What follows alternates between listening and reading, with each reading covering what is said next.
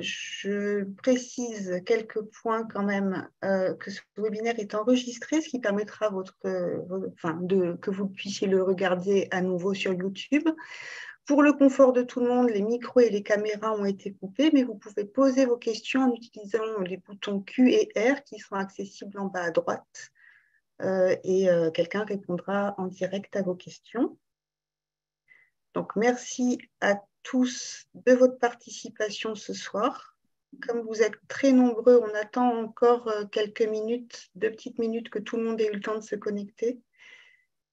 Je me présente, je m'appelle Yannick Génat, je suis gestionnaire de projet pour la direction de la coordination de gestion du risque pour l'assurance maladie. Et ce webinaire vous est proposé aujourd'hui par le CRATB et l'assurance maladie. Et du coup, je les remercie vivement, tous les animateurs, pour leur présentation de ce soir et pour tout le travail qu'ils ont fourni. Ils se présenteront à vous au fur et à mesure de leurs interventions. On va attendre encore une petite minute que tout le monde arrive.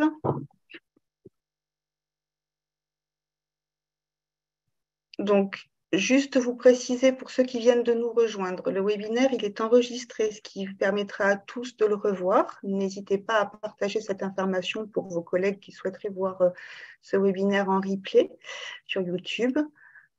Tous les micros et les caméras ont été coupés pour permettre une bonne présentation, mais vous pouvez poser vos questions en utilisant les boutons Q et R qui sont en bas à droite de votre écran. On vous demande de ne pas lever la main, on ne pourra pas répondre aux questions oralement aujourd'hui. On attend encore 30 petites secondes. Je vois encore des participants qui nous rejoignent et je remercie à nouveau toutes les personnes qui ce soir, alors que l'heure est très tardive, nous rejoignent pour cette présentation, donc pour ce webinaire antibiothérapie.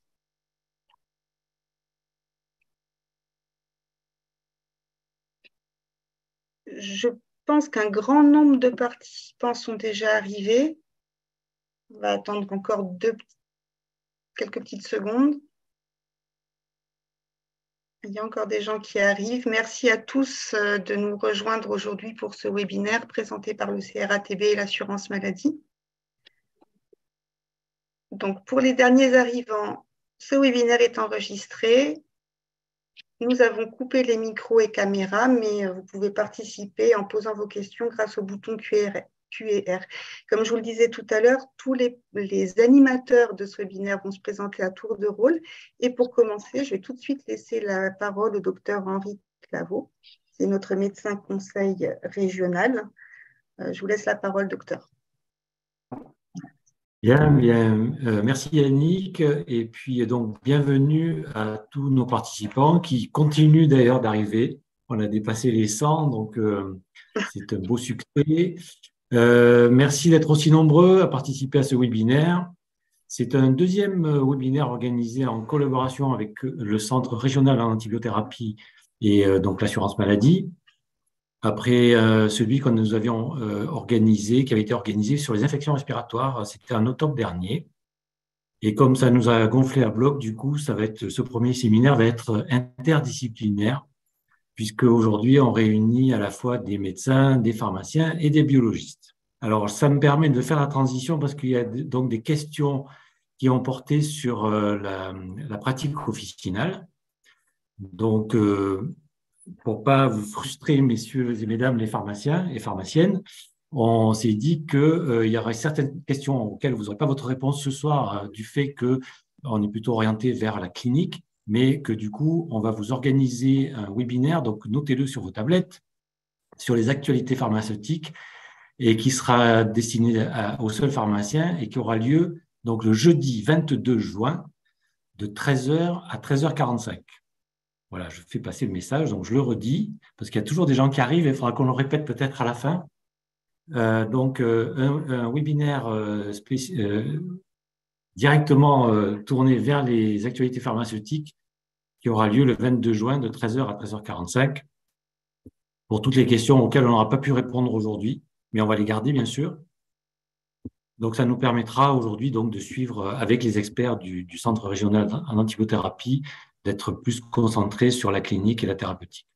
Voilà, donc je passe tout de suite la parole au docteur Philippe Lesprit, qui est donc infectiologue au Centre hospitalo-universitaire de Grenoble et qui est coordonnateur du Centre régional en antibiothérapie.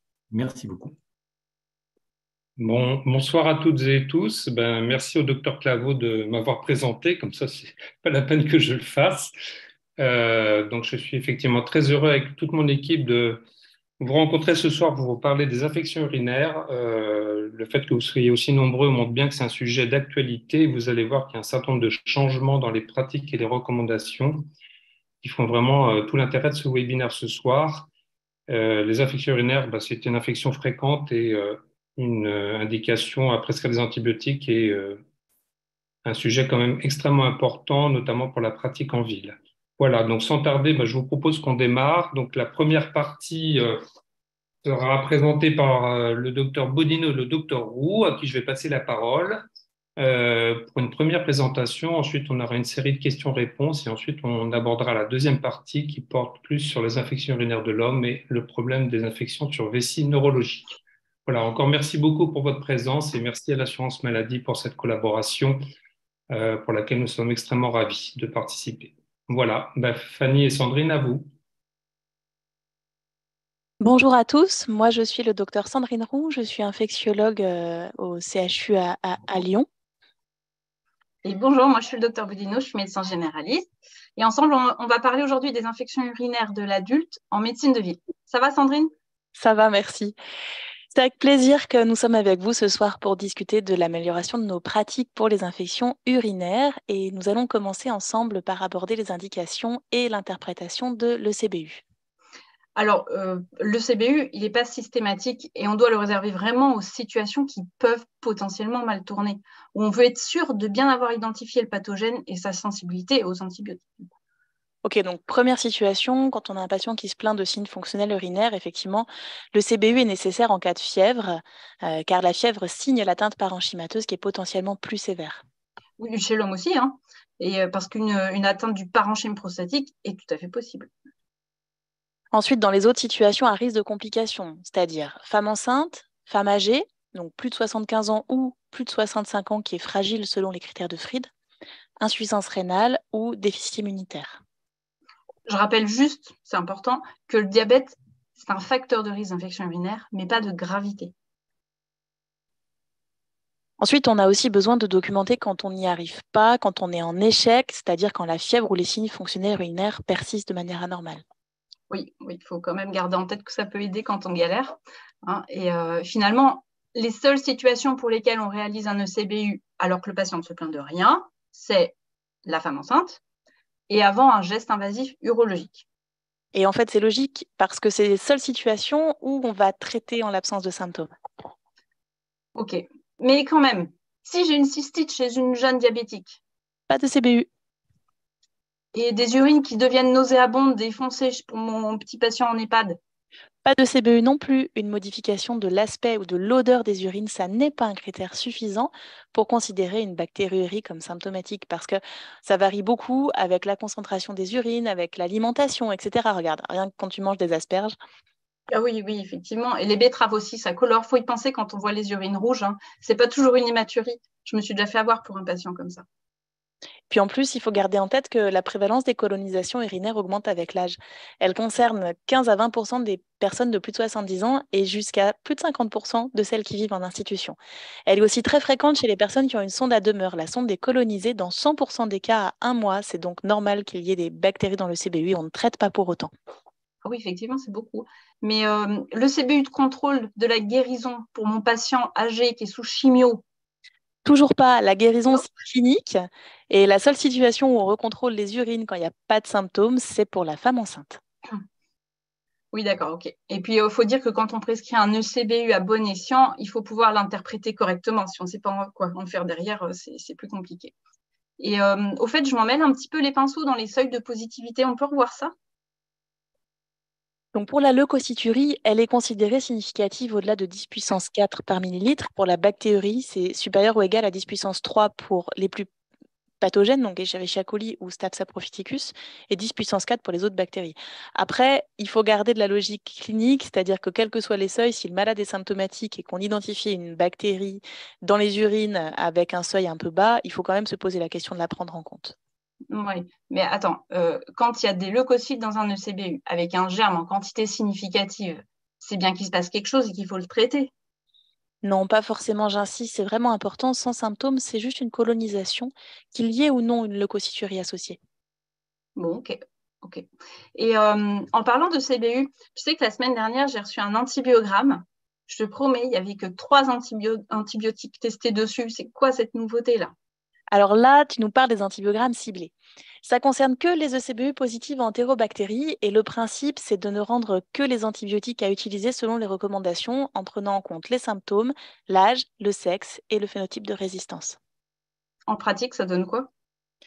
Par exemple, pour une femme, sur une souche d'entérobactéries qui est sensible à l'amoxicilline, sont rendus l'amox, le triméthoprime sulfaméthoxazole, le Bactrim, et les antibiotiques de la cystite, phosphomycine, mésilinam, nitrofurantoïne, triméthoprine. Les quinolones sont masqués, l'augmentin aussi, et les céphalosporines de 3e génération. En revanche, plus la souche va être résistante, plus il y aura d'antibiotiques rendus. Donc en pratique, ça donne ça. Avoue quand même qu'on gagne en lisibilité. C'est pas faux. Mais si j'ai besoin d'un antibiotique qui n'est pas dans la liste, je fais quoi?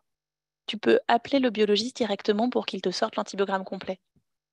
Ok. Et ça marche ça en termes d'épargne antibiotique? En fait, ça marche plutôt très bien. On a des données assez solides pour le dire. On arrive à réduire de plus de 15% la prescription d'antibiotiques critiques sans augmenter ni les consultations ni les hospitalisations. Il faut quand même qu'on laisse les laboratoires d'analyse nous aider. Oui, c'est vrai, tu as raison. L'expertise de nos confrères biologistes, elle est précieuse. Si on parlait du traitement maintenant? Allez, donc là, j'ai bien suivi, on traite que les personnes symptomatiques, sauf pour les femmes enceintes et avant tout geste urologique invasif. Alors d'abord, on va commencer par les femmes enceintes. Donc, on traite les colonisations urinaires quand le CBU retrouve une bactériurie monomicrobienne supérieure ou égale à 10 puissance 5, par en dessous, même pour Escherichia coli. Et pas de traitement probabiliste quand il n'y a pas de symptômes. On attend l'antibiogramme et on traite au plus précis sur documentation. La deuxième situation, c'est la programmation d'un examen urologique invasif ou d'une intervention urologique à haut risque. Dans ce cas, on prévoit le CBU avant le geste, enfin, pas trop tôt non plus, 7 à 10 jours avant, ça suffit. Et en cas de colonisation, on traite en choisissant un antibiotique adapté et au spectre le plus étroit possible. En termes de durée, on est sur une durée courte. En général, c'est 48 heures avant et après. Bon, après, c'est l'urologue qui va gérer, mais en tout cas, il faut bien avoir en tête que c'est 48 heures avant le geste. Alors ensuite, si on s'intéresse aux antibiotiques utilisables chez la femme, en cas de colonisation ou d'infection, on vous a fait un petit tableau de récap. Alors, on va détailler un petit peu ça ensemble. Pour la cystite aiguë simple, c'est assez facile, phosphomycine trométhanol en prise unique ou en deuxième intention, pivmécilinam sur 3 jours. Ensuite, la colonne à côté pour les cystites à risque de complications, c'est d'abord la nitrofurantoïne en première intention en probabiliste, juste devant la phosphomycine trométhanol. Puis, on adapte à la documentation bactério. Et là, dans l'ordre, amoxicilline, pivmécilinam ou nitrofurantoïne pour 7 jours au total. Ensuite, quand on parle de la colonisation urinaire de la femme enceinte, comme on l'a dit, on ne traite pas en probabiliste. On traite sur documentation et en première position, on propose l'amoxicilline, qui reste la molécule à proposer chez la femme en première intention.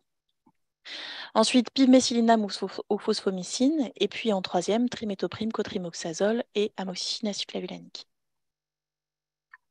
Et quand la future maman est symptomatique, donc on est devant une cystite, en probabiliste, on fait comme d'habitude, phosphomycine trométhamol en prise unique ou pivmécilinam, qu'on prescrit 1 semaine et non 3 jours si on maintient ce traitement-là.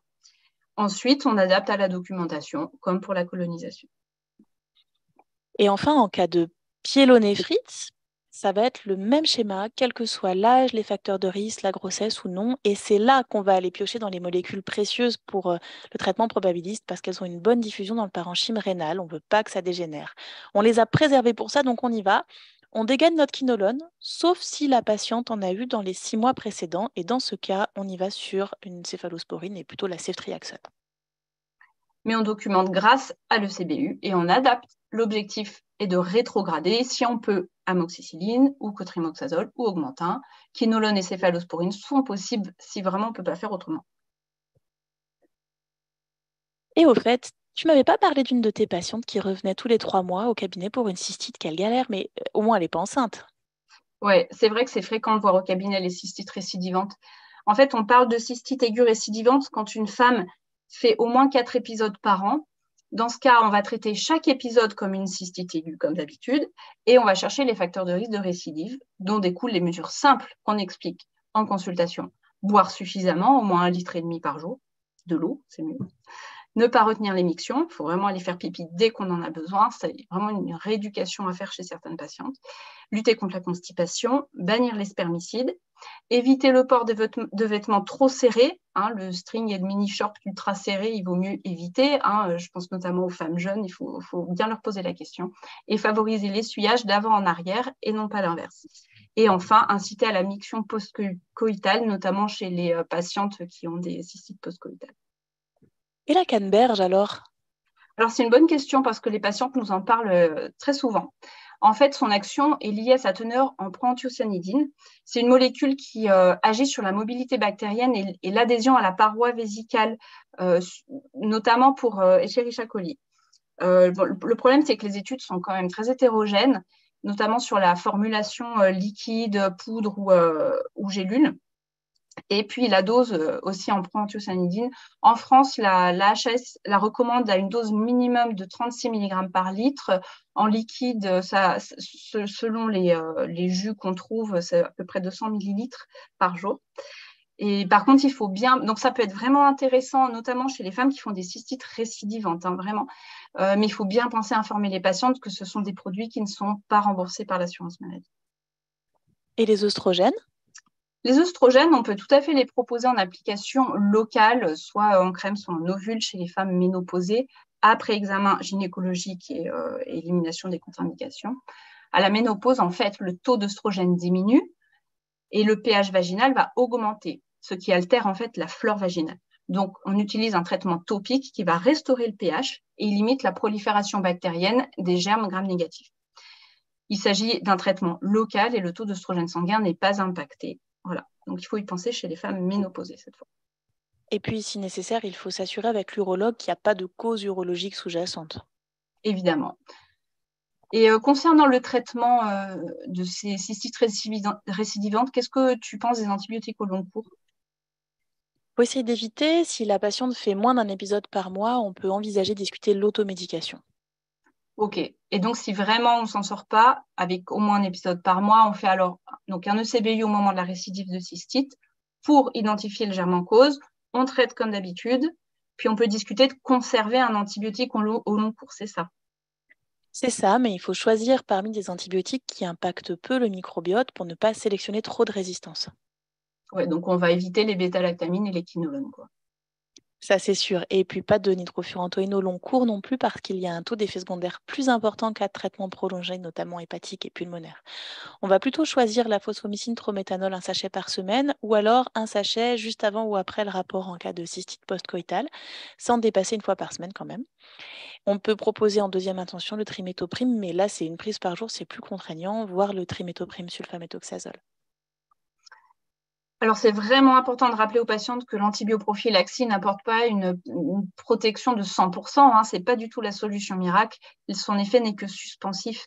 Il vaut vraiment mieux s'acharner à trouver une cause sur laquelle on peut agir, celle dont on a parlé tout à l'heure.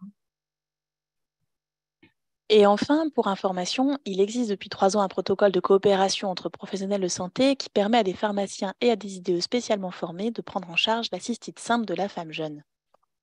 Oui, tout à fait. En revanche, c'est un exercice qui est très encadré. Les professionnels doivent exercer en structure coordonnée avec un protocole de coopération signé du délégant et du délégué.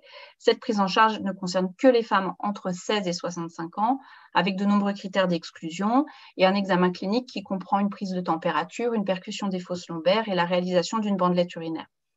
Et à ce moment-là, on pourra prescrire la phosphomycine trométhamol ou en cas d'allergie, le pilmécylinam. Le délégant ou un de ses représentants doivent être toujours joignables. Merci beaucoup pour cet échange et n'hésitez pas à nous poser vos questions.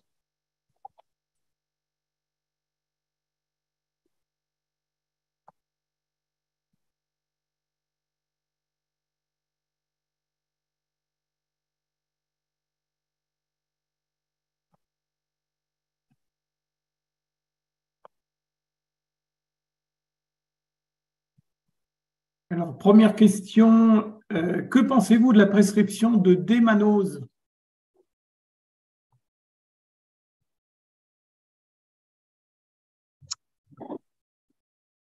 Je n'en pense rien, je ne sais pas. Je n'ai pas la réponse à cette question. Je ne sais pas si les infectiologues ont une idée là-dessus, mais moi, je ne sais pas. Je n'ai pas en tête de données bibliographiques solides pour appuyer son utilisation. Alors, voilà une réponse scientifique. Merci Sandrine. Donc, n'hésitez pas à poser vos questions, hein. Nous sommes là pour essayer d'y répondre. En attendant que les questions arrivent, on en a une, mais qui porte plus sur le problème des vessies neurologiques. Donc, on va la garder pour la deuxième partie. Est-ce que vous pouvez nous rappeler quand même la raison pour laquelle il faut éviter de prescrire une quinolone lorsqu'il y a eu une prise de quinolone dans les 6 mois? C'est peut-être intéressant de faire un petit rappel là-dessus. Je ne sais pas, Fanny ou Sandrine, dans le traitement probabiliste. Effectivement, le problème des quinolones, c'est qu'elles vont assez rapidement, sous pression de sélection, sélectionner le microbiote et on va se retrouver dans le tube digestif avec des entérobactéries et en particulier des Escherichia coli qui sont résistants aux quinolones. Donc sur l'épisode infectieux suivant et donc, dans l'infection urinaire dans notre situation, le risque d'avoir sélectionné une souche résistante aux quinolones est importante et du coup c'est pour ça qu'on ne peut pas l'utiliser en probabiliste quand il y a eu une utilisation dans les 6 derniers mois, même pour autre chose. Ok, merci Sandrine. J'avais une autre question, mais je ne voudrais pas que ce soit moi qui les pose, hein. C'est quand même pas le but de la soirée. Est-ce que vous pouvez nous redire un peu l'importance de traiter les urines colonisées avant geste urologique? Donc vous avez abordé ce sujet, mais ça peut être un point qui concerne aussi les médecins généralistes. Et est-ce que vous pourriez éventuellement nous dire quelles molécules sont utilisées dans cette indication et quelles molécules seraient à éviter? Parce que ça peut être un sujet qui intéresse, je pense, les personnes qui participent au webinaire. Et après, on va regarder les autres questions-réponses parce que ça y est, ça commence, ça arrive. Alors de la même façon, sur ces traitements-là qui vont être des traitements tous documentés, il n'y a pas de traitement probabiliste à envisager, il faut essayer de choisir les molécules qui vont avoir le moindre impact et de ne pas utiliser les molécules précieuses que vont être les quinolones ou les céphalosporines, par exemple. Donc, sur les antibiotiques proposés sur l'antibiogramme, il va falloir aller choisir le spectre le plus étroit possible. Parfait, merci Sandrine. Il y a une question intéressante sur le risque d'évolution d'une cystite vers une pyélonéphrite. Je pense que ça, c'est une question pertinente. Est-ce que vous pourriez nous aborder un peu ce sujet-là? Est-ce qu'il y a vraiment un risque important chez une femme qui a une cystite de faire une pyélonéphrite, notamment si elle est maltraitée, ou est-ce que le risque vous semble faible? Et puis une deuxième question, et après je passe la parole à Olivier pour la suite des questions. On nous demande si nos présentations vont être identiques au recours d'antibiotiques. Alors ça, c'est une question qu'on avait déjà eue pour les infections respiratoires, donc ça, on pourra peut-être aborder ce deuxième point. Je vous laisse la parole, Fanny et Sandrine. Alors, sur le risque d'évolution d'une cystite en pyélonéphrite, ce qu'il faut garder en tête, c'est que en cas de fièvre ou de présence d'un choc lombaire à l'examen clinique, c'est finalement la seule situation qui va justifier qu'on utilise les molécules précieuses que sont les quinolones et les C3G. Il faut traiter les cystites avec les molécules de la cystite, qui sont des molécules à spectre étroit, et prévenir les patientes que les signes fonctionnels urinaires peuvent persister pendant 48 heures sans que ce soit anormal. Et c'est important d'expliquer ça correctement. Il est effectivement judicieux de prévenir qu'en cas de fièvre, il faut reconsulter, mais en revanche, il n'y a aucune justification à prescrire une quinolone dans la cystite, même dans la cystite à risque de complications, parce que ça va être une molécule vraiment précieuse qu'on va garder en cas d'infection parenchymateuse avérée. Alors, une autre question, la phosphomycine est donc utilisable en seconde intention après la nitrofurantoïne, en probabiliste sur les cystites à risque de complications, mais j'avais notion que ce n'était que sur les cystites simples en probabiliste. Alors effectivement, c'est ce qu'on détaille dans le petit tableau, si vous voulez revenir dessus. Ce qui est positionné dans les guidelines des sociétés savantes d'infectiologie actuelles, c'est d'utiliser la phosphomycine trométhanol en première intention dans la cystite simple et elle est positionnée en deuxième intention dans la cystite à risque de complications. Probablement parce que dans la cystite à risque de complications, on est un tout petit peu moins sûr de son efficacité par rapport à la nitrofurantoïne. Ça reste une option tout à fait entendable pour une patiente qui souhaiterait un traitement minute, être traitée tout de suite, quelqu'un pour qui on aurait des doutes sur l'observance, par exemple, parce que sur la nitrofurantoïne, on va être sur des traitements plus longs. Donc, c'est positionné en deuxième intention, mais ça reste une option qui est tout à fait jouable, quoi. Merci beaucoup. Et sait-on expliquer, tu perds la question, sait-on expliquer pourquoi certaines femmes vont faire plus de cystites récidivantes que d'autres, alors même qu'elles font très attention aux règles d'hygiène? On voit beaucoup qui sont désespérés de faire sans cesse des cystites, nous écrit notre confrère. Je pense qu'il faut... Non, pardon, juste, je pense qu'il faut vraiment se poser la question de la qualité de la flore vaginale à ce moment-là. Et puis, voilà, tous les facteurs, bien rechercher à chaque fois tous les facteurs dont on a parlé, que ce soit d'hygiène, au niveau de la flore vaginale, au niveau des produits utilisés. Et après, est-ce qu'il y a une autre sensibilité? Je ne sais pas, Sandrine, si tu as des éléments à ce sujet-là. Les infectiologues du territoire sont mobilisables sur ces questions-là. On en voit quand même souvent.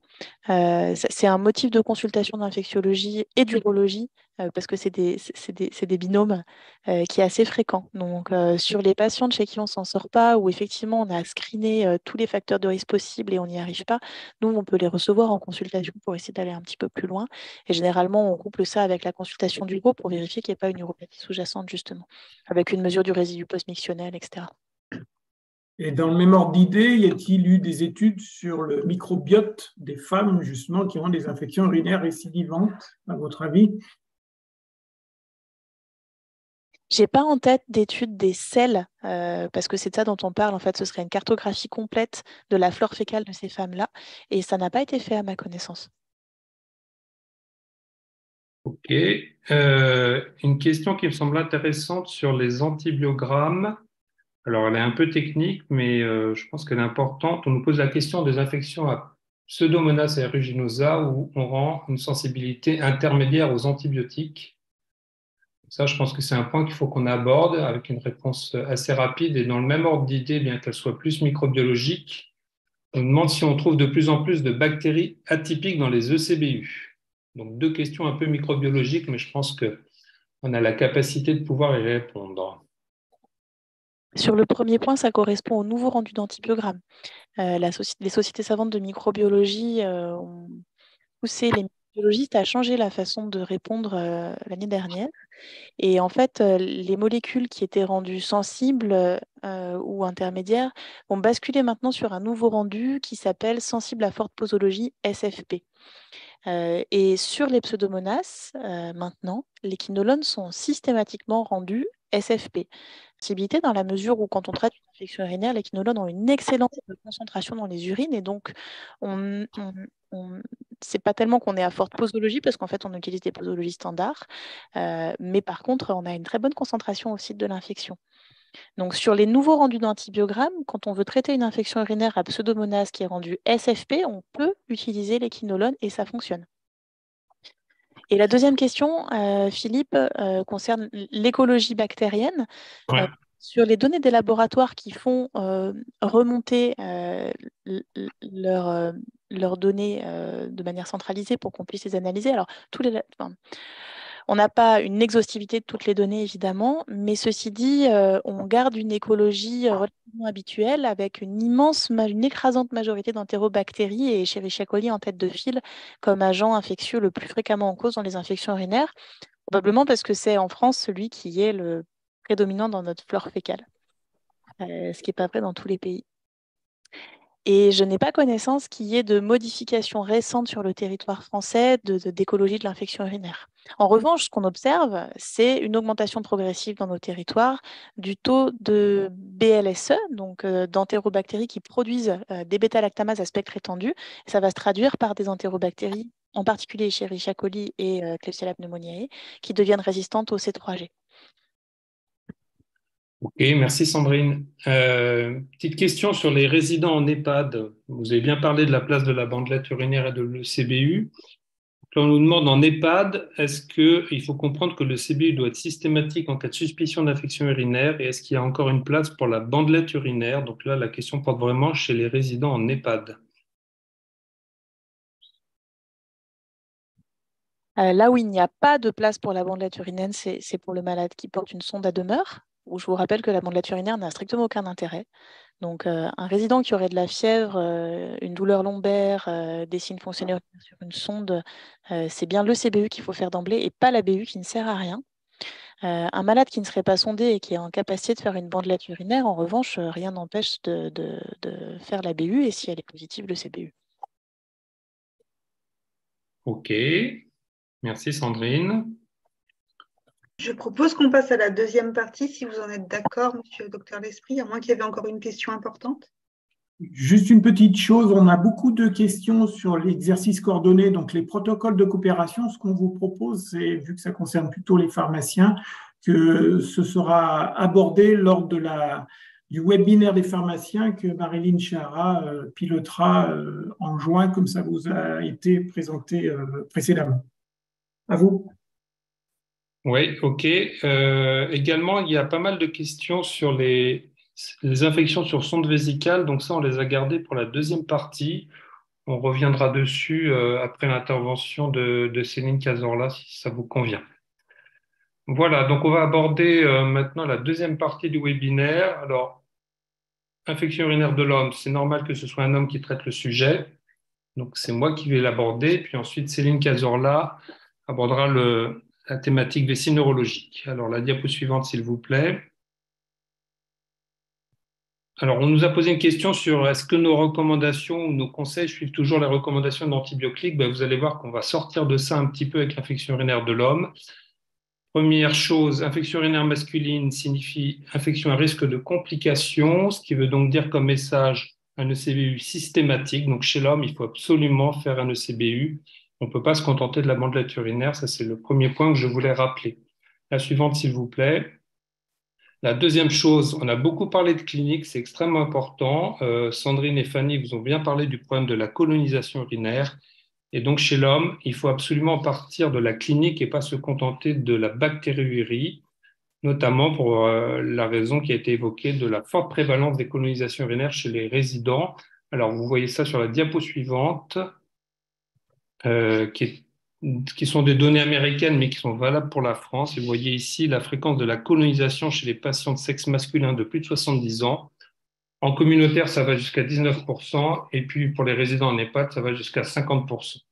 Et donc, comme vous l'ont bien dit Fanny et Sandrine tout à l'heure, bactériurie asymptomatique, c'est vrai chez l'homme, ça existe, et ça nécessite absolument aucun traitement en dehors de l'exploration et d'intervention sur les voies aérologiques. La diapositive suivante. Pour le seuil de la bactériurie, sans trop vous compliquer les choses, pour l'homme, c'est le même seuil, quelle que soit la bactérie isolée, plus de 10 puissance 3. L'élément qui semble vraiment important, à mon avis, à rappeler, c'est que la clinique l'emporte et que si vous avez une bactériurie avec un taux faible et que vous avez une symptomatologie évidente d'infection urinaire, il faut un peu vous affranchir du problème de seuil et prendre en compte le résultat de l'ECBU. La diapo suivante est aussi pour rappeler une évidence, c'est le fait que l'ECBU doit être réalisé avant de débuter l'antibiothérapie. Alors là, j'enfonce une porte ouverte, mais je tenais quand même à vous montrer ça. C'est un travail intéressant qui a été fait dans les urgences d'hôpitaux français. et qui a montré que très très vite après la première dose d'antibiotiques, vous voyez ça ici sur cette colonne-là, premier CBU après antibiotique. Donc dans un délai de 1,7 heures après l'injection de la première dose d'antibiotiques, vous voyez que la positivité de le CBU chute très très rapidement. Donc là, c'est une porte ouverte, mais vraiment, ça me semble important de rappeler que le CBU doit être vraiment réalisé avant d'initier les antibiotiques. La suivante, s'il vous plaît. Alors, jusqu'en 2018, chez l'homme, c'était finalement assez simple, assez clair. Ici, vous avez les recommandations de la Société de maladies infectieuses de 2018. Et en pratique, les recommandations disaient à gauche, chez un homme qui a une infection urinaire peu symptomatique, je vais revenir sur cette définition ensuite, on réalise un ECBU et on traite sur documentation. À l'inverse, évidemment, chez un patient fébrile qui tolère mal ou avec des signes de complications, on débute une antibiothérapie probabiliste, soit une quinolone, sauf si prise dans les 6 mois, ou une céphalosporine de 3e génération. Et puis, une fois la documentation obtenue, le traitement était bien codifié. 14 jours, c'était la règle absolue lorsqu'on utilisait un traitement par une quinolone ou une céphalosporine ou le Bactrim. Et dans les cas contraires, c'était 21 jours. Donc, vous voyez que finalement, les choses étaient claires, mais vous allez voir qu'on est en train de revenir là-dessus. Je vais vous expliquer un petit peu les raisons. Les raisons sont ici. Premièrement, l'antibiorésistance avec des données à gauche qui sont des données françaises. Alors, ça concerne Escherichia coli, donc c'est vraiment la bactérie responsable d'infections urinaires. C'est chez l'adulte, c'est des infections urinaires communautaires. On n'est pas du tout dans le cadre hospitalier ni nosocomial. Et vous voyez encadrer les taux de prévalence de résistance pour les quinolones, ça peut aller jusqu'à 10-20%. Et pour le Bactrim, c'est largement plus de 20%. Donc ça, c'était le premier problème. Le deuxième problème, c'est ce qui est indiqué à droite. Sur les principes de l'antibiothérapie, bien sûr, quand on choisit un antibiotique, il faut utiliser un antibiotique efficace sur la bactérie responsable, mais il faut également tenir compte de 2 autres facteurs qui sont la tolérance des traitements et l'impact écologique. Alors pour la tolérance, je reviendrai juste après dessus. Pour ce qui est de l'impact écologique, Fanny et Sandrine nous ont bien parlé des molécules qu'on dit critiques à spectre large, et dans cette définition, il y a les céphalosporines de 3e génération et les fluoroquinolones qui ont un impact très important sur la flore digestive des patients, qui fait le lit des infections urinaires par la suite.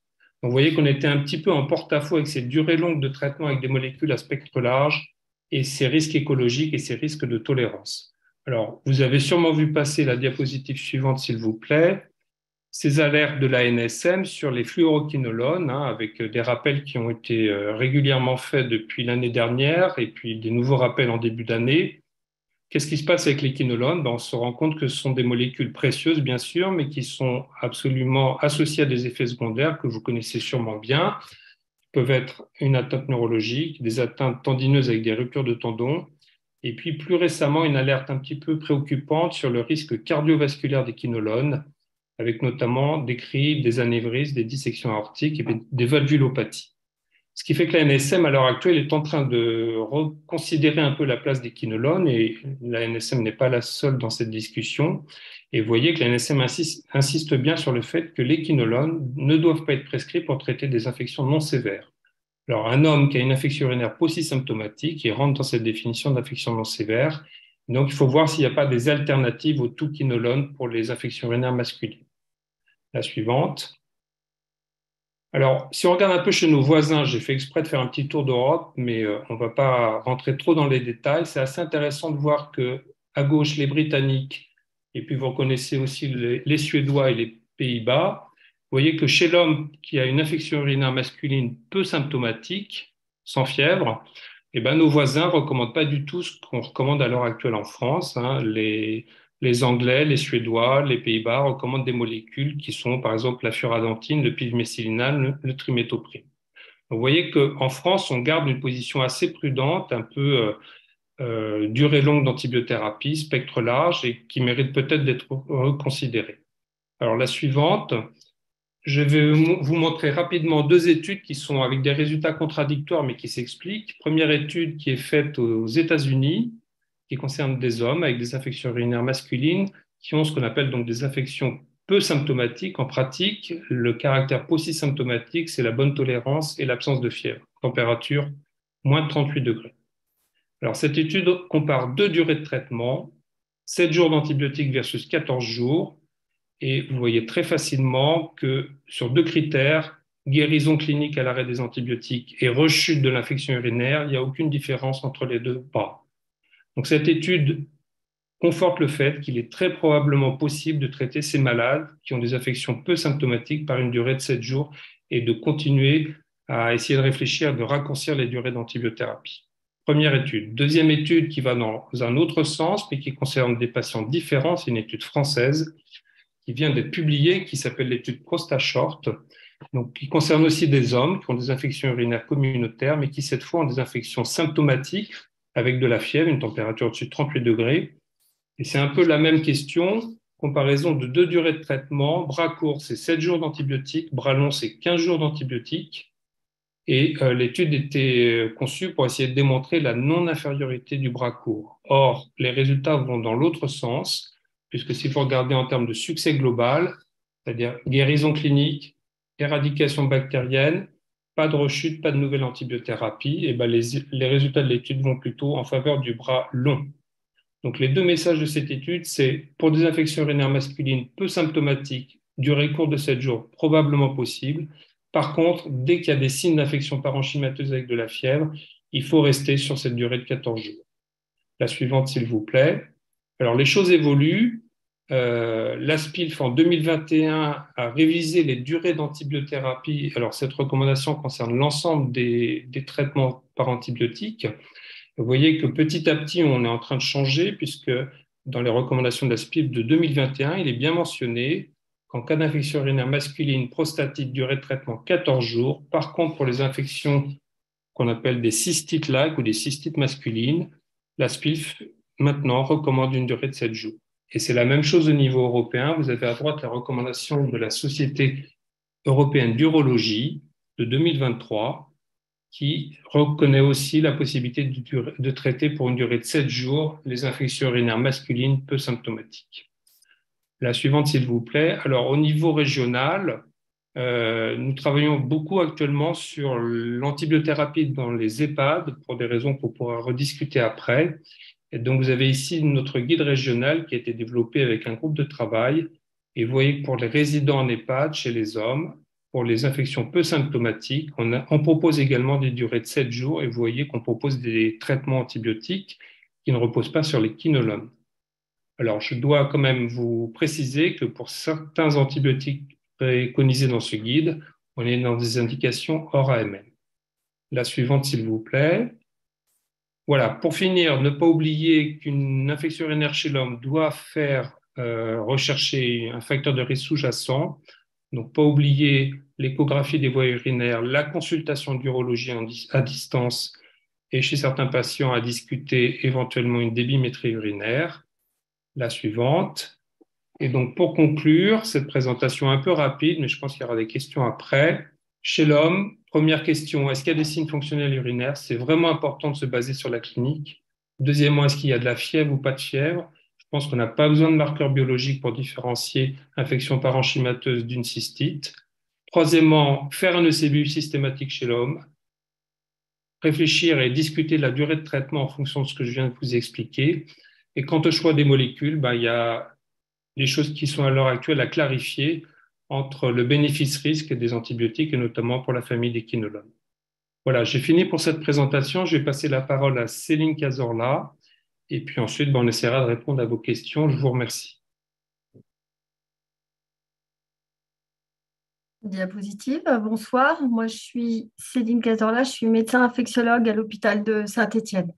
Donc il me semblait que ça pouvait être intéressant pour surtout les professionnels de soins primaires de parler des infections sur des patients qui ont des vessies neurogènes ou vessies neurologiques. Pourquoi? Parce que ces patients concernent une quantité importante de votre clientèle, à savoir que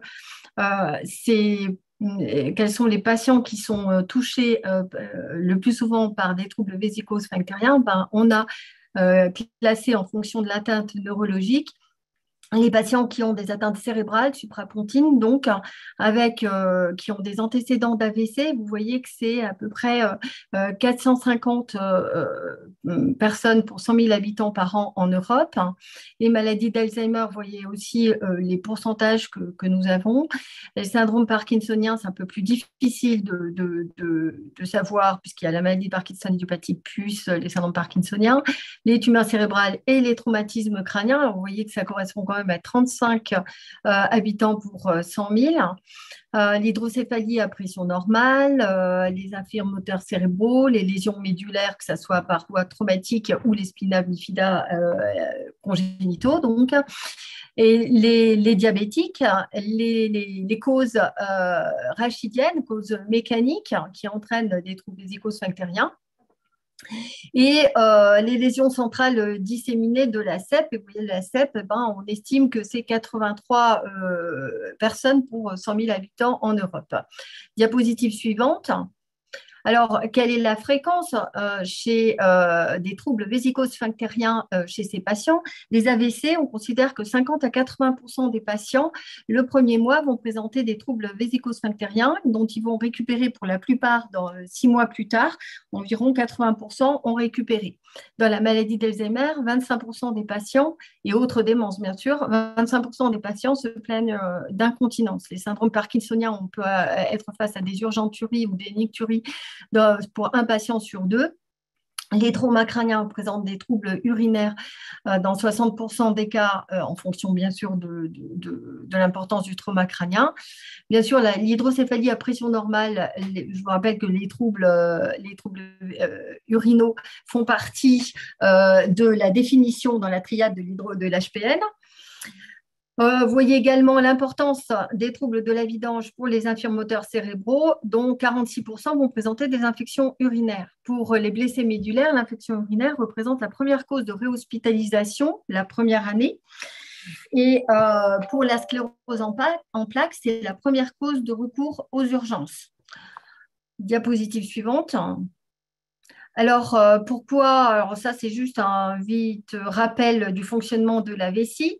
Donc, vous voyez que la vessie se remplit, le muscle détrusor, le muscle de la vessie est relâché, alors que le sphincter de l'urètre et un sphincter strié est contracté, et le sphincter lisse au niveau du col vésical également contracté, ce qui permet au col vésical de se fermer. Quand la pression augmente liée à la pression sur la vessie liée à la contraction du muscle détrusor, eh bien, le sphincter lisse permet d'ouvrir le col vésical et le sphincter strié se relâche avec une bonne coordination. Alors, on va trouver chez les patients neurologiques, en fonction de l'atteinte neurologique, des altérations de ce système à différents niveaux, soit, diapositive suivante, une hyperexcitabilité vésicale liée à une hypertonie du détrusor, ou à l'inverse une hypotonie du détrusor, ou alors une dysynergie vésico-sphinctérienne. Tout ça, ça va être montré au cours d'un bilan urodynamique demandé auprès de, alors, soit des urologues un peu spécialisés qui s'intéressent à ce problème. Ça peut être également des neuro-urologues ou des rééducateurs fonctionnels aussi assez spécialisés sur les troubles vésico-sphinctériens. Diapositive suivante. Alors, la bactériurie est très fréquente chez ces patients, encore plus que je dirais que dans la population générale.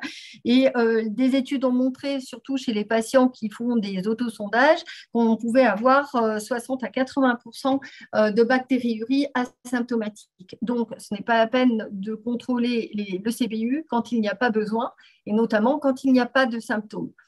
Et donc, si on ne contrôle pas le CBU, eh bien, a fortiori, on ne va pas traiter. Alors, je ne reviens pas sur les exceptions qui confirment la règle, le geste invasif urologique ou la grossesse dont on a parlé. Alors, il y a beaucoup de patients et vont vous appeler parce que les urines sont troubles. L'odeur des urines est malodorante, qui provient souvent d'une prolifération des bacilles gram négatifs. Même si ce signe chez ces patients est un signe qui a une excellente sensibilité, il a bien sûr une mauvaise spécificité, comme Sandrine et Fanny vous l'ont dit auparavant déjà pour la population générale. Diapositive suivante.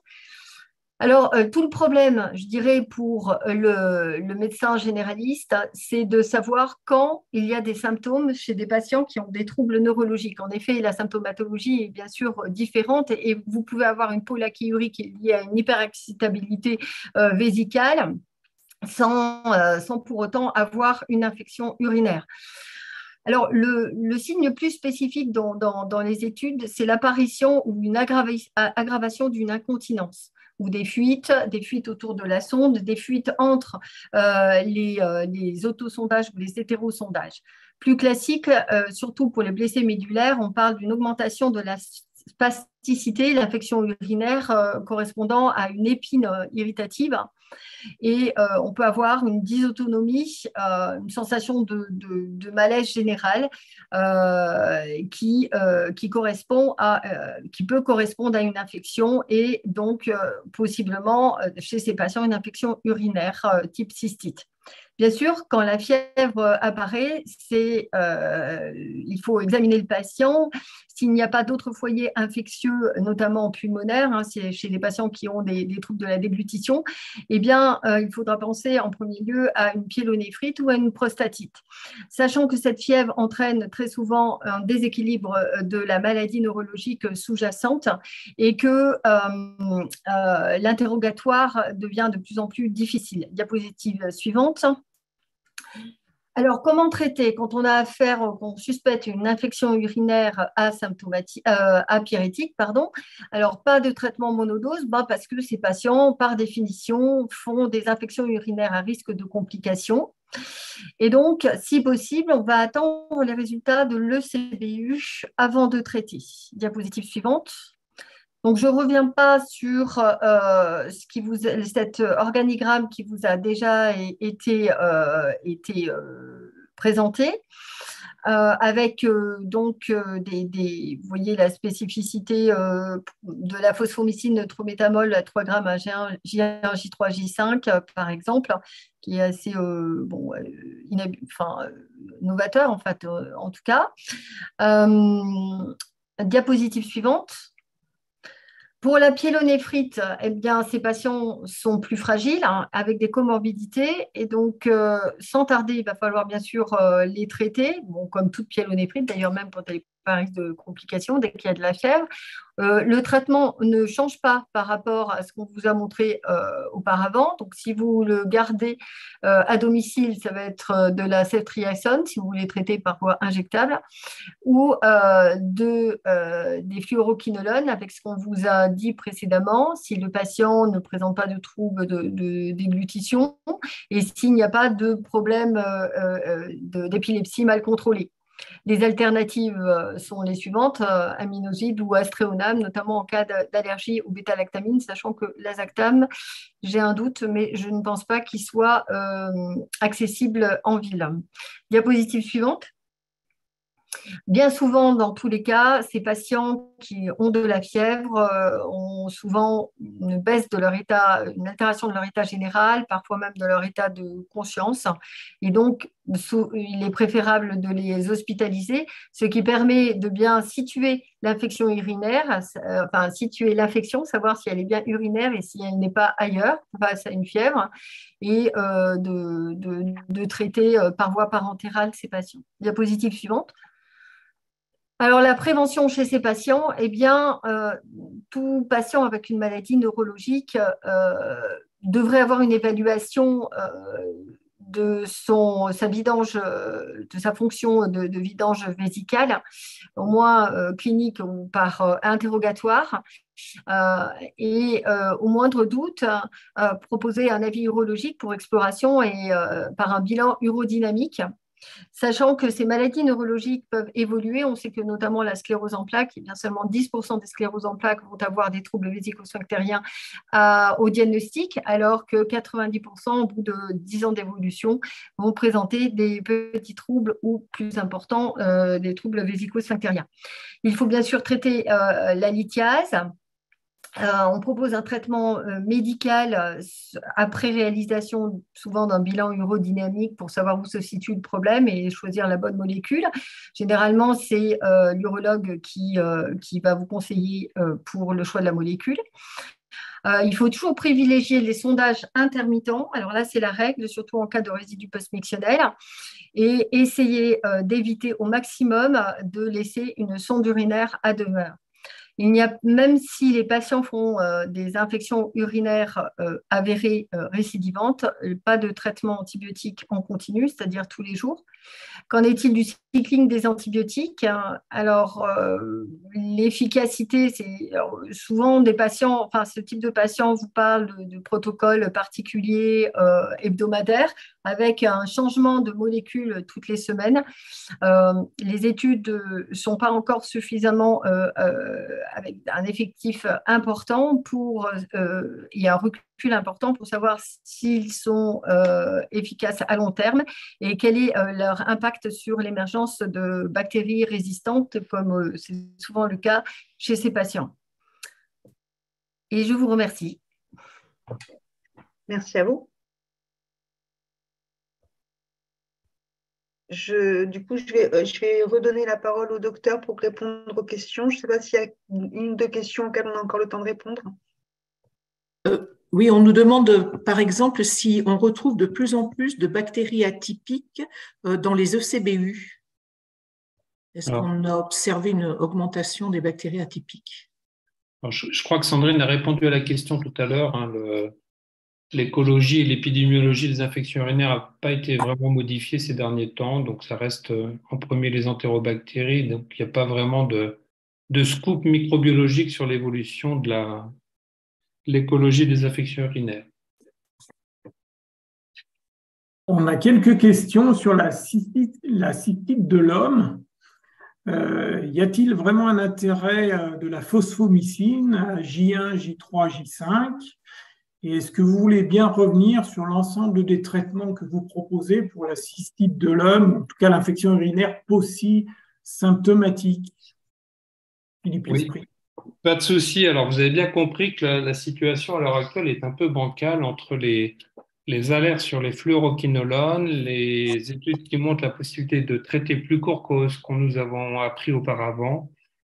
La première chose, je pense, c'est de se dire qu'on peut proposer un traitement de 7 jours. Après, la deuxième difficulté, c'est que les molécules qu'on propose à l'heure actuelle ne sont pas dans les recommandations nationales. Donc ça, il faut qu'on soit clair là-dessus.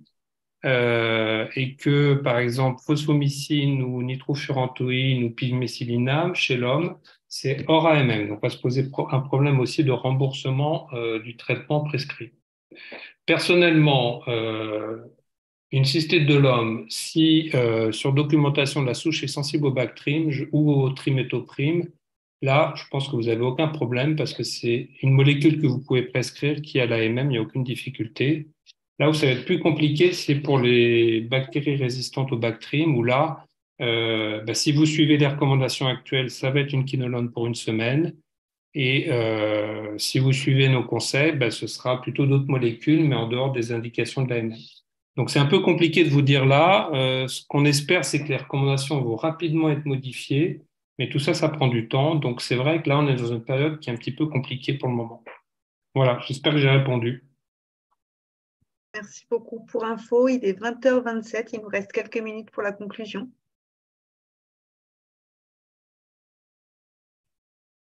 À moins qu'il y ait encore une question importante auquel vous vouliez répondre, docteur. Peut-être, il y a une petite question qui peuvent se rejoindre, à mon avis, c'est est-ce qu'on peut utiliser les aminosides en monothérapie? Donc ça, peut-être qu'une de mes collègues peut répondre. Et puis, une question un peu technique, chez un patient allergique au C3G et qui a reçu des quinolones dans les 6 mois précédents, qu'est-ce qu'on pourrait proposer à ce patient comme traitement en cas de pyélonéphrite? Donc, Céline ou Sandrine, je ne sais pas, si vous voulez répondre aux questions, ça serait sympa. Et après, on peut faire un petit mot de conclusion, on est encore dans le timing. Pour un patient allergique au C3G qui aurait eu des quinolones, le Bactrim peut être une alternative. Néanmoins, j'attire votre attention sur le fait qu'il faut toujours bien interroger nos patients pour vérifier la nature de l'allergie, savoir si on parle d'une allergie vraie, d'une intolérance digestive, d'une allergie grave ou pas grave, pour voir un petit peu quelles sont nos possibilités. Ouais, tu as raison d'insister sur ça. Je pense que ce patient-là qui serait allergique au C3G, déjà l'allergie au C3G, c'est quand même pas fréquent. Et donc, à mon avis, le bon conseil, ce serait de lui faire un bilan allergologique rapidement pour être sûr de l'allergie, je pense aussi. Pour les aminosides, Céline, tu as un avis sur la question? Est-ce qu'on peut utiliser les aminosides et est-ce que c'est possible en monothérapie dans certaines situations ou pas du tout? Alors, je pense que si sur l'antibiogramme, les possibilités sont assez restreintes, on peut utiliser les aminosides sur 5 jours, une durée qui n'est pas très longue. Toujours pareil, toujours sur antibiogramme et ils sont accessibles en médecine de ville, à savoir qu'on peut les faire, si c'est possible aussi, en intramusculaire. Voilà. Et d'ailleurs, pour répondre à l'Azactam, il est soumis à prescription hospitalière, mais a priori, il est disponible. On peut sous réserve d'une prescription hospitalière. Okay. Et l'Azactam, c'était juste pour terminer, enfin par rapport, c'est pas bien sûr un aminoside, c'est la seule bêta-lactamine qu'on peut utiliser. Et je rejoins la question précédente, hein, si vous avez un patient qui serait réellement allergique au bêta-lactamine. Très bien, ben, merci beaucoup pour vos réponses.